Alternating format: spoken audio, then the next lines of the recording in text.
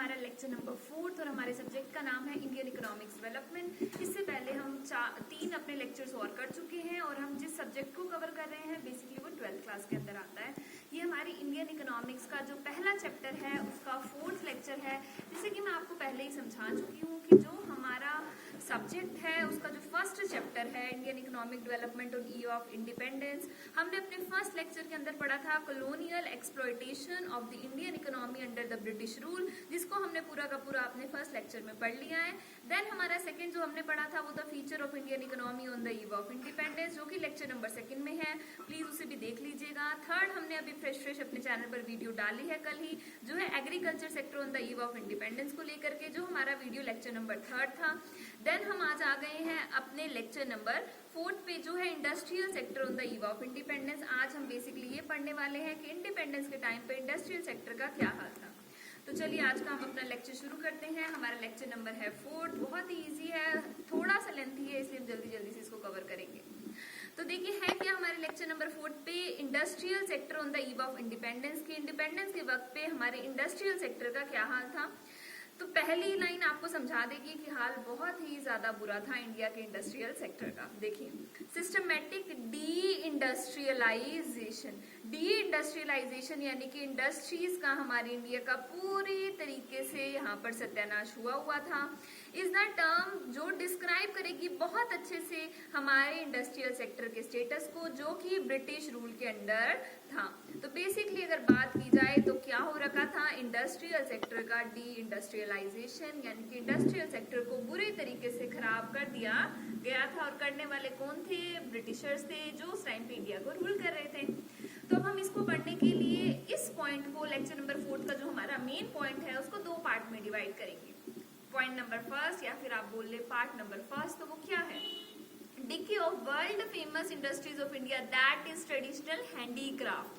तो मैं बेसिकली इसको यही कहूंगी कि पहला पार्ट है हमारा हैंडीक्राफ्ट का और दूसरा पार्ट है हमारा bleak growth of modern industries का, जिसका पूरा नाम है bleak growth of modern industry owing to lack of investment opportunity. तो पहले हम करते हैं फर्स्ट पार्ट को पूरा, देन हम पहुंचेंगे अपने सेकंड पर। इसी लेक्चर में हम इन दोनों को क्या कर लेंगे, कवर कर लेंगे, ताकि हमारा 4th लेक्चर थोड़ा लंबा चाहे बेशक बन जाए, पर हमारा ये जो टॉपिक है, ये जो आपका क्वेश्चन पेपर में आने वाला है, वो पूरी तरीके से इसके अंदर कंप्लीट हो जाए। तो पार्ट नंबर 1 की बात करते हैं हम, जो कि हमारा है decay of world famous industries of India traditional handicraft. सब लोग अच्छे से जानते हैं कि इंडिया के अंदर हैंडीक्राफ्ट का काम यानी कि हाथ से काम जो चीजें थी वो बनाई जाती थी। इतना ज्यादा कैपिटल गुड इंडिया में अवेलेबल नहीं था, जो कुछ थोड़ा बहुत था वो सफिशिएंट नहीं था प्रोडक्शन के लिए। और अगर किसी को हमारे हैंडीक्राफ्ट को छोड़कर प्रोडक्शन करनी है मशीन मेड प्रोडक्ट की, तो उसे मशीन को इम्पोर्ट करना पड़ता था। तो बेसिकली इंडिया में होता क्या था, सिर्फ और सिर्फ हैंडीक्राफ्ट। तो सिर्फ और सिर्फ हैंडीक्राफ्ट से ये मत समझिएगा कि हैंडीक्राफ्ट का काम अच्छा नहीं था, बल्कि वर्ल्ड लेवल पर हमारे हैंडीक्राफ्ट ने यानी कि हाथ से बने हुए काम ने उस टाइम पर एक तरीके से हम बोल सकते हैं कि पूरे इंडिया के हैंडीक्राफ्ट को पूरा वर्ल्ड लेवल पर एक फेम मिला हुआ था। ठीक है, तो देखते हैं अब इसमें है क्या। पार्ट 1 में डिके ऑफ हैंडीक्राफ्ट, मैं इसको नीचे से हटा देती हूँ, थोड़ी नोटबुक स्लिप हो रही है। अब शुरू करते हैं। डिके ऑफ हैंडीक्राफ्ट, डिके का मतलब है कि नष्ट हो जाना हैंडीक्राफ्ट के सेक्टर का।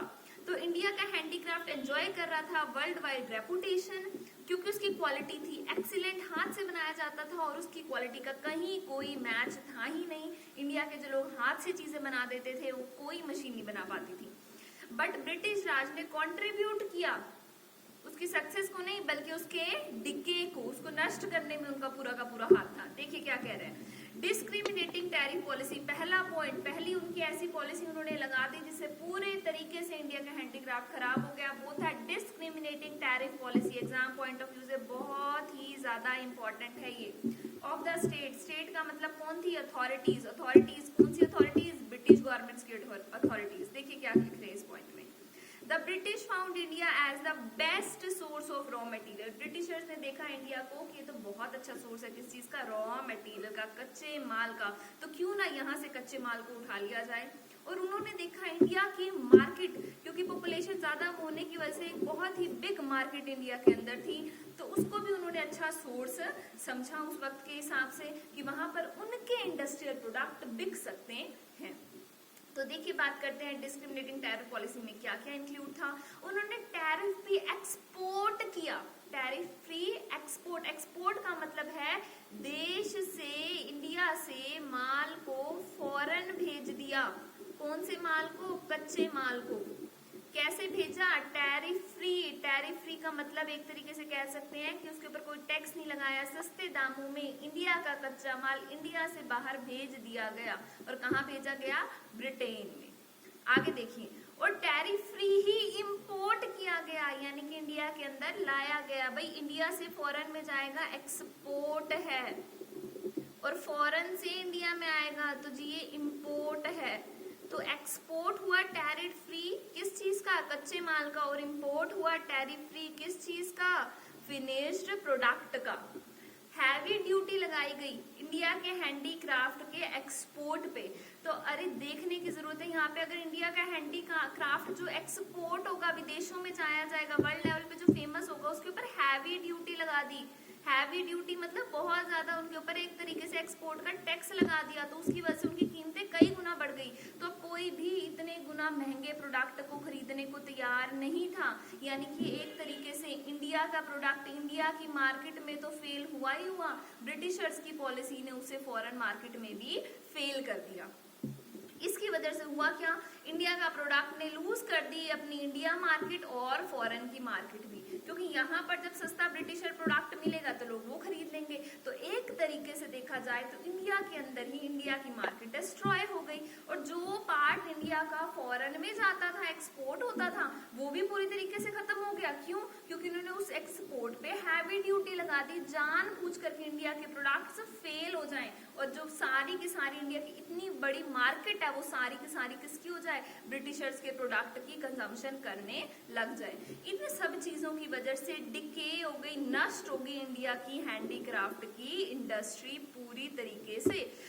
सिंपल लैंग्वेज में बात की जाए तो जो लोग हाथ से माल बनाते थे उनके प्रोडक्ट के एक्सपोर्ट को बहुत ज्यादा महंगा कर दिया, जिससे उनकी एक्सपोर्ट की मांग घट गई। तो इंडिया के प्रोडक्ट का जो एक्सपोर्ट होता था, यानी कि आउटसाइड इंडिया जाते थे, इंडिया के बाहर जाते थे, वो बंद हो गए। और उसके साथ साथ इंडिया का जितना भी रॉ मटेरियल था, कच्चा माल था, वो सारा का सारा एक्सपोर्ट कर दिया गया सस्ते दामों पे, और फॉरेन का जो सामान बना हुआ था उसको इंपोर्ट किया गया इंडिया के अंदर, वो भी सस्ते दामों पे। तो इंडिया के अपने लोग भी फॉरेन का सामान खरीदने लग गए। तो बेसिकली यहाँ पर यही है, पर बेस्ट तो भाई अपना इंडिया ही था। हैंडीक्राफ्ट का काम बहुत अच्छा था, बट कहीं ना कहीं जो उनके कॉस्ट बेनिफिट मिले, और इंडिया की इंडस्ट्री को जैसे हमने पहले बताया कि कच्चा माल भी आउटसाइड इंडिया जाने लगा, तो वो भी नुकसान हो गया। तो इस वजह से इंडिया की इंडस्ट्री पूरी तरीके से बैठ गई।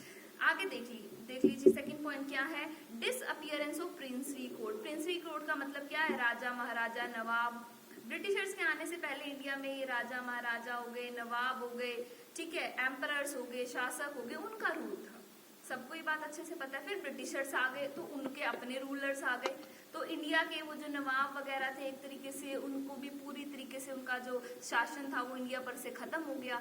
वो जो लोग थे, जो नवाब थे, उनको हैंडीक्राफ्ट चीजों का बड़ा शौक हुआ करता था, तो वो उन्हें खरीदते थे। लेकिन अब जब वो रूलर्स ही नहीं रहे, वो नवाब ही नहीं रहे, तो कौन खरीदेगा इंडिया के प्रोडक्ट्स को? तो वो प्रिंसली कोड के डिसअपियरेंस से इंडिया के जो हैंडीक्राफ्ट प्रोडक्ट है उनकी मांग वैसे ही घट गई, क्योंकि वो लोग शौकीन हुआ करते थे इन चीजों के। अब जब वो ही नहीं होंगे तो बेसिक सी बात है कि ये प्रोडक्ट्स की मांग भी घट जाएगी। देखिए मैंने क्या लिखा है, before British rule, British rule के आने से पहले इंडिया में नवाब हुआ करते थे, राजा हुआ करते थे, प्रिंस हुआ करते थे, एम्परर्स हुआ करते थे, वो लोग रूल करते थे in India. They were fond of Indian handicraft, वो तो दीवाने हुआ करते थे इंडिया के हैंडीक्राफ्ट के। पर जब ब्रिटिशर रूल के आने से एंड हो गया प्रिंसली कोड का, यानी कि जो राजा महाराजों के शासन थे ये पूरी तरीके से खत्म हो गए।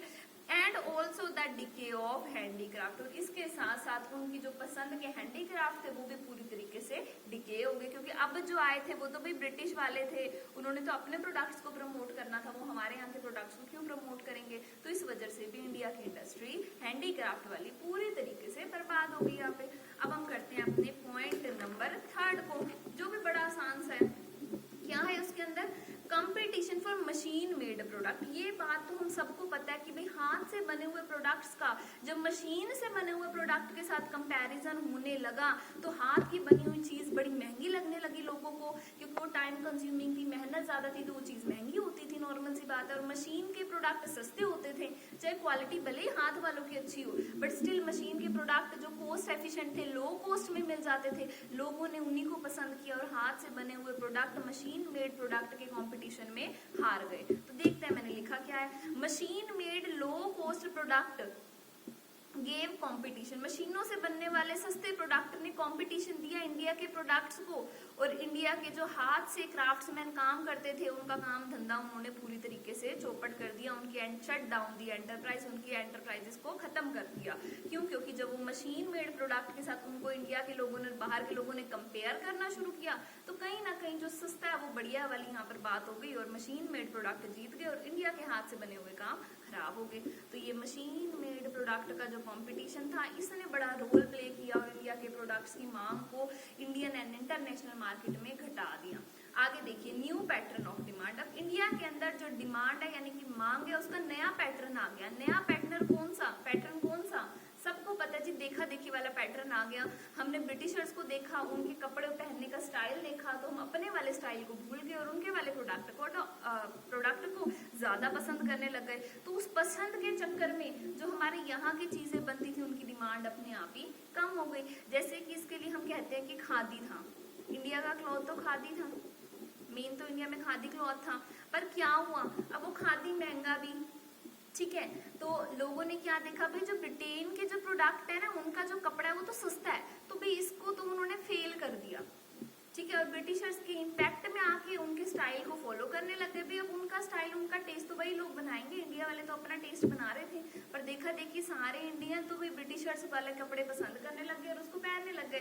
तो इस वजह से वो जो इंडिया के कपड़े और उनका स्टाइल था, वो कहीं ना कहीं फेल हो गया हमारा। अब देखो इसमें वो क्या कह रही है, new pattern of demands from impact of British culture. British culture का ऐसा असर पड़ा, एक नई क्लास इमर्ज होगी इंडिया के अंदर जो वेस्टर्न टेस्ट वाली थी। अब वेस्टर्न टेस्ट वालों ने फेवर किया वेस्टर्न ही प्रोडक्ट को, तो इंडिया के प्रोडक्ट का कहाँ टिकना था, इंडिया इंडस्ट्री इसलिए क्या होगी, डिके होगी। जब लोग पसंद ही नहीं करेंगे, ठीक है, फेवर में ही नहीं होगी, जब डिमांड इंडस्ट्री है तो बंद होंगी ही होंगी। चलिए अब नेक्स्ट देखते हैं अपने पॉइंट नंबर ई को, जो है introduction of railway in India. Railway का जो इंट्रोडक्शन हुआ इंडिया में, उसने एक तरीके से मार्केट क्रिएट की ब्रिटिशर्स के प्रोडक्ट के लिए, क्योंकि रेलवे पे चढ़ाकर, उनकी मालगाड़ियों में चढ़ाकर ब्रिटिशर के प्रोडक्ट को एक मार्केट से दूसरी मार्केट पहुंचाया जाता था। तो उनके तो पूरी इंडिया को कवर कर लिया उन्होंने एक रेल चला के, और हमारे जो हाथ से बनाने वाले थे वो बेचारे कहाँ कहाँ तक अपने प्रोडक्ट्स को पहुंचाए, उनको दिक्कत होने लग गई। तो इसलिए भी इंडिया का हैंडीक्राफ्ट फेल हो गया। देखते हैं इसमें क्या है। विद रेलवे के साथ साइज ऑफ मार्केट का size low cost britisher product का एक्सपेंड हो गया। कॉस्ट भी लो आई, क्योंकि एक बार में इतने सारे पहुंच गए तो ट्रैवलिंग कॉस्ट भी लो हो गई कहीं ना कहीं, और वो मशीन से बनते तो वैसे ही लो थी, तो एक पूरी तरीके से इनकी लो कॉस्ट हो गई, ठीक है। वो ब्रिटिशर प्रोडक्ट को पूरे उन्होंने इंडिया में फैला दिया रेल को चला के। और ये मेन पॉइंट ये रहा जिससे एक प्रोसेस बिगिन हो गया। कौन सा प्रोसेस शुरू हो गया कि इंडिया का हैंडीक्राफ्ट क्विक, जो वो बेचारा बर्बाद हो रहा था इंडिया का हैंडीक्राफ्ट, वो जल्दी से बर्बाद होने लग गया। क्यों? क्योंकि लो कॉस्ट ब्रिटिश प्रोडक्ट की मूवमेंट विद रेलवे जब से होने चली। समझ गए आप इस चीज को? अब देखिए, हमने जब ये चैप्टर शुरू किया तो मैंने आपको बताया चैप्टर को दो, इस टॉपिक को दो पार्ट में बांटेंगे। लेक्चर नंबर 4 को कितने पार्ट में बांटेंगे? 2। उनमें से पहला जी आपका भी खत्म हो गया। अब हम पहुंच गए अपने सेकंड पार्ट में, जो है bleak growth of modern industry owing to lack of investment opportunity. Bleak का मतलब क्या होता है? ब्लीक का मतलब होता है, ग्रोथ का तो सबको पता है भी आगे बढ़ना, तो ब्लीक का यहाँ पे क्या मतलब है? ब्लीक का मतलब है जी यहाँ पर कि एक ऐसी ग्रोथ जिसको अथॉरिटीज करवा रही है। कौन करवा रही है? अथॉरिटीज। अथॉरिटीज का मतलब एक जो हमारी अपर क्लास है, जो सेंट्रल में है, जो गवर्नमेंट अथॉरिटीज है, या फिर जिन अथॉरिटीज की चल रही है देश में, वो करवा रही है, वो वाली ग्रोथ हमारी होती है ब्लीक ग्रोथ। तो अब इसके बारे में पढ़ते हैं, इस टॉपिक में हमें लिखना क्या है। तो यहाँ देखिए बड़ा छोटा सा नीचे लिखा है, पर ये इधर अभी और भी है, तो ध्यान से इसको पढ़ना पड़ेगा। ब्लीक, जिसको दूसरा नाम है नोशनल, जिसको आप समझ चुके हैं, एक ऐसी ग्रोथ जो कि हमारी अथॉरिटीज करवा रही है। किस चीज की? मॉडर्न इंडस्ट्रीज की। देखिए इसमें कुछ पॉइंट्स है, थोड़े बहुत आपको पढ़ने हैं, लर्न करने हैं, और उसके साथ ही आपका पूरा टॉपिक खत्म हो जाएगा, लेक्चर नंबर 4। लेकिन चैप्टर खत्म नहीं होगा जी, चैप्टर अभी रहता है। मैंने आपको पहले दिन ही बता दिया था कि जो हमारा चैप्टर है वो हमारा पूरा का पूरा चैप्टर 8 क्लासेस में जाके खत्म होगा। पहली क्लास आ चुकी है, दूसरी भी आपकी आ चुकी है, टिक कर देते हैं ताकि पता चल जाए, तीसरी आ चुकी है, चौथी अब हम डाल रही हैं। तो इसके बाद भी देखा जाए तो आपकी 4 क्लास पढ़ी है, 50% चैप्टर हो गया, 50% अभी आपका ये पहला चैप्टर भी रहता है। तो इसलिए आप कनेक्टेड रहिए, सब्सक्राइब करिए, बेल आइकन को प्रेस कीजिए ताकि आपको पता चल जाए कि कब क्या हो रहा है। तो देखिए अब सेकंड पार्ट पे हम आ गए हैं अपने चैप्टर के, जो है ब्लीक ग्रोथ मॉडर्न इंडस्ट्रीज की। ब्लीक का मतलब हम डिस्कस कर चुके हैं, ब्लीक का आज दूसरा नाम क्या है, नोशनल है। तो सम प्राइवेट इंडस्ट्रीज, अब हम इसके अंदर का पढ़ रहे हैं, इसके अंदर आपको क्या लिखना है, some private industry establish. India के अंदर कुछ प्राइवेट इंडस्ट्री इंडिपेंडेंस के टाइम के साथ साथ बनने लग गई, जिसमें क्या क्या थी, कौन सी मेन थी, Tata iron and steel industry. Tata की आयरन एंड स्टील की जो इंडस्ट्री थी, जो 1907 में हमारी लग गई थी, अभी तक हमारी इंडिपेंडेंस नहीं हुई थी, बहुत पुरानी कंपनी है ये टाटा, जो उस टाइम पर लग गई थी, एक प्राइवेट इंडस्ट्री जो एमर्ज हुई थी, पर फिर भी कुछ खासा इसका हमारी इकोनॉमी में असर नहीं देखा गया। अब आ जाते हैं अपने पॉइंट नंबर सेकंड पर। हमारा पॉइंट सेकंड क्या कह रहा है, पहले उसी को एक्सप्लेन करते हैं। क्योंकि हमारी इंडस्ट्रीज में कमी थी, कमी किस चीज की, कैपिटल गुड्स नहीं थे। स्टील इंडस्ट्रीज, बड़ी बड़ी इंडस्ट्रीज लगाने के लिए जो कैपिटल गुड चाहिए, जो कैपिटल गुड कहीं पे भी समझ लिया करो कि बड़ी बड़ी मशीनें नहीं थी। वर्ल्ड वॉर फर्स्ट सेकंड को फेस करने के बाद एक तरीके से इकोनॉमीज डिस्ट्रॉय हो चुकी थी। नेक्स्ट है हमारा सेकंड पॉइंट, जो प्रोसेस था इंडस्ट्रियलाइजेशन का, वो सिर्फ और सिर्फ फेवर में था ब्रिटिशर्स के और उनकी इंडस्ट्रीज के। ब्रिटेन की इंडस्ट्री, ब्रिटिशर्स, ब्रिटेन के प्रोडक्ट उनके फेवर में था। तो अगर कहीं थोड़ा बहुत इंडस्ट्रियलाइजेशन एमर्ज हो भी रहा था तो उसका बेनिफिट इंडिया को तो मिल ही नहीं रहा था। समझ गए आप इस चीज को। अब आ गए अपने थर्ड पॉइंट पर, जो एरिया से जहां ग्रोथ हो रही थी उसमें था railway, communication, power generation. Railway किस लिए, ताकि ब्रिटिशर्स के प्रोडक्ट पहुंचाए जा सके। कम्युनिकेशन किस लिए, ताकि ब्रिटिश अथॉरिटीज कनेक्ट रह सके। पावर जनरेशन किस लिए, ताकि ब्रिटिशर्स की जो इंडस्ट्री इंडिया में लगानी है, जो ईस्ट इंडिया कंपनी काफी ज्यादा फेमस भी है, सबको पता है उसके बारे में, जो उस टाइम पर थी, तो उसको भी एनर्जी की जरूरत थी। तो ये बेसिकली इसलिए सब कुछ हो रहा था। तो अब आप देख रहे हैं जहां कहीं थोड़ी बहुत ग्रोथ हुई भी इंडिया की, तो उस ग्रोथ ने भी फायदा ब्रिटिशर्स को दिया, इंडिया को उसका भी कोई फायदा नहीं मिला। अब ये कुछ पॉइंट हैं जिसके साथ हम अपने इस टॉपिक को खत्म कर रही हैं। अगर आपको ये टॉपिक 1 या 2 या 3 नंबर में कहीं पूछ लिया जाए तो आप इसको भी लिख सकते हैं, अदरवाइज पूरा तो आपने लिखना ही लिखना है। तो अब देखिए इसमें है क्या, हैंडीक्राफ्ट को डिस्ट्रॉय किया ब्रिटिशर्स के रूल ने, उनकी पॉलिसीज ने, जिसमें मेन है आपका डिस्क्रिमिनेटिंग टैक्स पॉलिसी। डिस्क्रिमिनेटिंग का मतलब भेदभाव वाली टैक्स की पॉलिसी, जिसको हमने अभी इस लेक्चर की शुरुआत में पढ़ा है। तो ये हैंडीक्राफ्ट को डिस्ट्रॉय करने के लिए मेन जो अपना रोल निभाया विलेन वाला, वो किसने निभाया, ब्रिटिशर्स की डिस्क्रिमिनेटिंग टैरिफ पॉलिसी ने। ठीक है जी। अब हम आ गए अपने पॉइंट नंबर सेकंड पर, जो मॉडर्न इंडस्ट्रीज इनकी ब्लीक ग्रोथ हो रही थी, इसमें रेलवे या स्टील ये सब आ जाए, उसका भी बेनिफिट सिर्फ और सिर्फ किसको मिल रहा था, ब्रिटिशर्स के प्रोडक्ट को। तो जहां थोड़ी बहुत ग्रोथ हुई तो उसकी भी फायदा ब्रिटिशर्स ले गए। नेक्स्ट है हमारा थर्ड पॉइंट, जो है कैपिटल गुड्स वर ऑलमोस्ट अनएग्जिस्टेड। क्योंकि मेन चीज ये है कि कैपिटल गुड उस टाइम पे थे ही नहीं। कैपिटल गुड का आप मतलब निकाल सकते हो प्रोडक्शन के लिए यूज होने वाली मशीनों से, उन प्रोडक्शन इक्विपमेंट से, उसकी कमी थी। तो इसी के साथ हमारा लेक्चर नंबर 4 हो गया खत्म। फटाफट से रिवाइज करते हैं हमने लेक्चर नंबर 4 में क्या किया। लेक्चर नंबर 4 में हमने बात की इंडस्ट्रियल सेक्टर की और क्या उसका हाल था ईव ऑफ इंडिपेंडेंस में, उसके बारे में, जिसको हमने 2 पार्ट में पढ़ा। पहले पार्ट में हमने पढ़ा कि किस तरीके से ट्रेडिशनल हैंडीक्राफ्ट खराब हो गया, और सेकंड पार्ट में हमने पढ़ा कि किस तरीके से ग्रोथ हुई मॉडर्न इंडस्ट्रीज की, जिसका भी सारा का सारा फायदा ब्रिटेन वाले ले गए, उनके प्रोडक्ट्स ले गए। पहले पार्ट में हमने पहले ही पढ़ा कि डिस्क्रिमिनेटिंग टैरिफ पॉलिसी क्या होती है। उसके बाद हमने पढ़ा कि डिसअपियरेंस ऑफ प्रिंसली कोर्ट ने बहुत बुरा असर डाला किसके ऊपर, हमारी हैंडीक्राफ्ट की मांग के ऊपर। फिर हमने थर्ड पढ़ा कि किस तरीके से कंपटीशन फेस करना पड़ा हाथ से बनी हुई चीजों को मशीन से बनी हुई चीजों के साथ, इंपॉर्टेंट पॉइंट है। फिर हमने पढ़ा कि न्यू पैटर्न ऑफ डिमांड ने कैसे इन्फ्लुएंस किया, कैसे डिके कर दिया हमारी जो हैंडीक्राफ्ट है उसकी मांग को, ये अगेन इंपॉर्टेंट पॉइंट है। फिर रेलवे का असर कैसा पड़ा और किस तरीके से रेलवे ने तो बल्कि और तेज कर दिया हैंडीक्राफ्ट के खराब होने का, उसकी इंडस्ट्रीज की पूरी तरीके से खत्म होने के काम को। फिर हमने किया पार्ट सेकंड, जिसमें हमने किया ब्लीक ग्रोथ ऑफ इंडस्ट्री जिसमें हमने अपनी टाटा स्टील एंड कंपनी, इसके अलावा और भी आपको एग्जांपल मिल जाएंगे जो 1907 में शुरू हुई, उसकी बात की और किस तरीके से उस इंडस्ट्री ने फेस किया दिक्कतें इंडिया के अंदर, इसके बारे में हमने बात की। फिर हमने बात की इंडस्ट्रियलाइजेशन का जो प्रोसेस था वो सारा का सारा ब्रिटेन वालों की मदद के लिए ही हो रहा था। फिर हमने कुछ ऐसे एरिया की बात की जहाँ थोड़ी बहुत ग्रोथ देखी गई, तो ले दे के हमने निष्कर्ष निकाला भाई ग्रोथ तो हुई उस टाइम पर सारे का जो फायदा था, एडवांटेज था, वो ब्रिटिशर्स ले गए इस तरीके से। फिर हमने इन 3 पॉइंट्स में लाकर अपने इस टॉपिक की समरी बनाकर उसको खत्म कर दिया, जो था कि हैंडीक्राफ्ट ने इंडिया में डिस्ट्रॉय कर दिया ब्रिटिशर्स की मेन डिस्क्रिमिनेटिंग टैरिफ पॉलिसी ने। देन हमने बात की मॉडर्न इंडस्ट्रीज की जो ब्लीक ग्रोथ थी उसका बेनिफिट ब्रिटिशर्स के प्रोडक्ट एंड ब्रिटेन वाले ले गए।